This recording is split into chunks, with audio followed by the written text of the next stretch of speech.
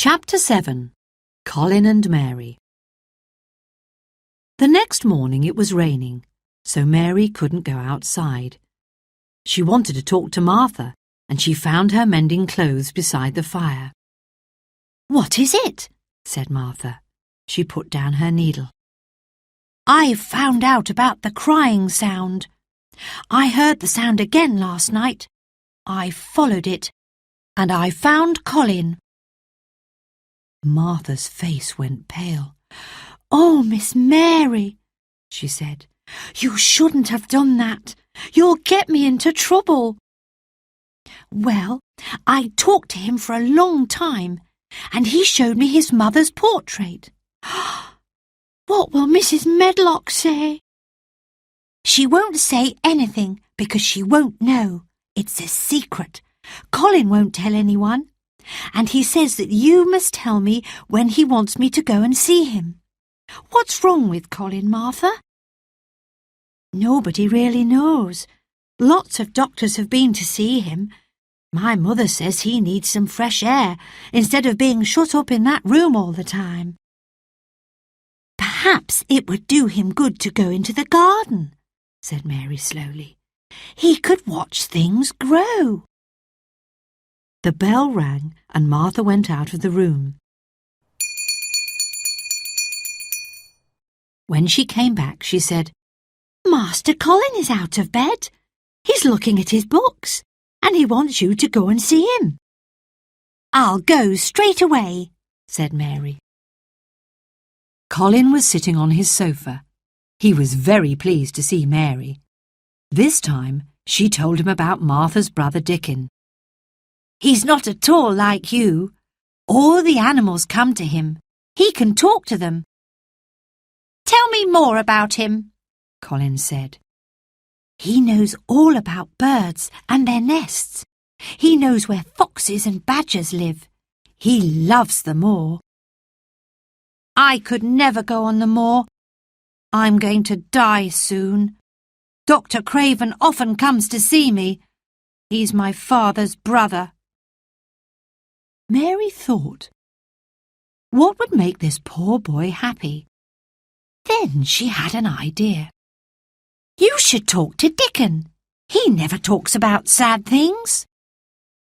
They talked some more about Dickon and his family, and they talked about Ben Weatherstaff and the robin. Soon Colin was laughing. Suddenly the door opened and Mrs. Medlock marched in. She was followed by a tall man, Dr. Craven. "What is going on here?" he thundered. "Mrs. Medlock?" Mrs. Medlock stared at the children. She looked cross. "I don't know how this has happened, sir. I don't know who told Miss Mary about Master Colin." Colin stared at her. "No one told her," he said. "She heard me crying and came to find me. She's my cousin, Mary Lennox. I like her, and I want her to come and see me every day. She makes me feel better." "He does look a little better, sir," said Mrs. Medlock.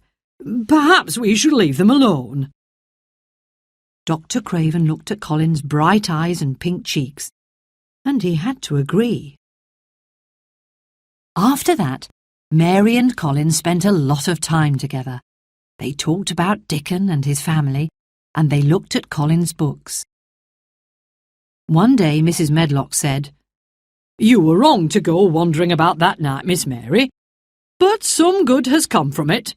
Master Colin is not as bad-tempered as he was, and he's more interested in things."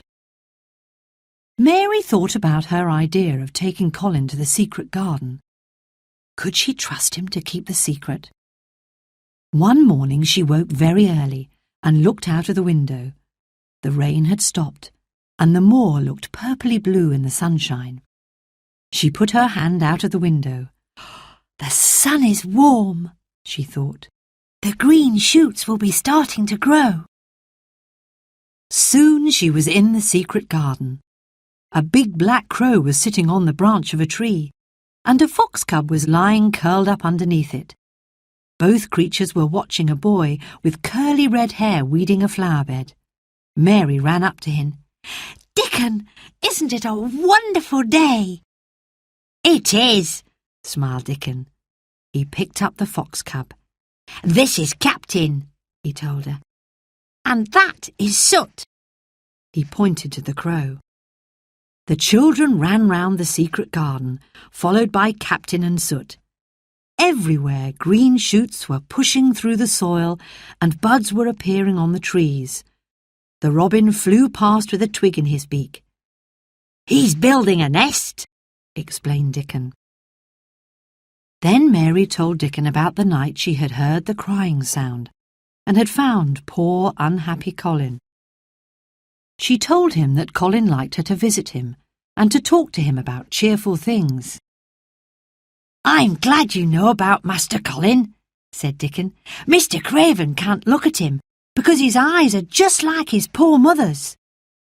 "We could bring Colin to the garden," said Mary. Dickon nodded. "He could watch things growing," he said. "That's better than all the doctors and all the medicine in the world." When Mary went to the house for her lunch, Martha said, "Master Colin wants you to go and see him." "I can't go yet," said Mary. "I'm too busy in the garden. I'll go after tea." But when Mary went back at the end of the afternoon, Martha looked worried. "He's very angry, Miss Mary. He's been waiting for you all afternoon." Colin was lying in bed. He didn't look at Mary. "Why are you in bed?" she asked him. "I did get up this morning, but you didn't come, and my head started to hurt, and so I went back to bed."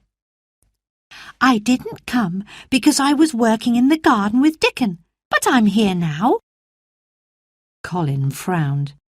"I won't let that boy come here again," he snapped. "Not if you spend time with him and not me."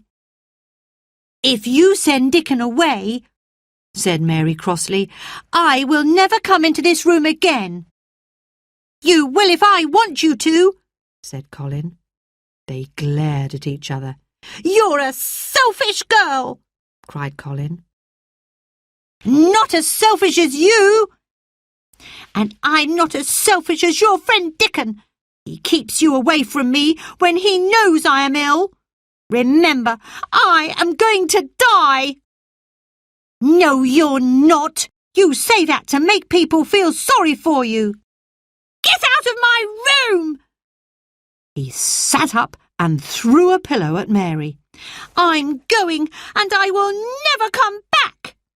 She marched out of the door and slammed it behind her.